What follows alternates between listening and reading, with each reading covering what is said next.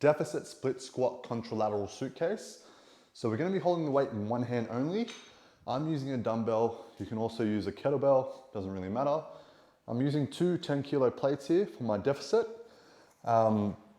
You can also use a higher deficit if you like. It's obviously going to make it harder, but the key thing to keep in mind is that they won't slide on you. So these are rubber-coated weights on rubber flooring. They're not going to move. There's plenty of friction there to keep them where they are. If you're using, say, like Pilates, step-ups boxes, or something similar, and you notice it slipping, wedge it in against some equipment or wedge it in like the corner of a wall. Just make sure you're always practicing safety first. So if I'm working in my right leg, then I'm holding the weight in my right hand. So it'll look like this. Right leg's up on the elevation, weight is in my right hand, left leg is on the elevation as well.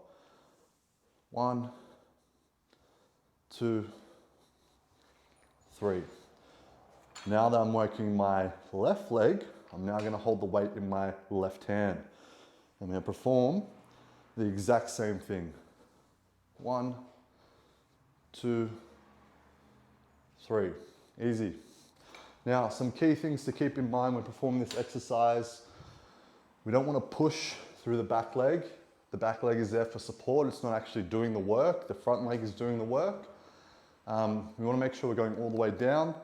All the way down meaning that your back knee should touch the floor. Once it's touched the floor, that's your reference to come back up. Common mistakes people make is they'll sort of slam their back knee into the floor.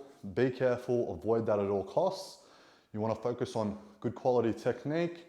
You're not going to help yourself if you're slamming your knee into the floor. Other than that, focus on control, don't use momentum, and everything else is pretty straightforward.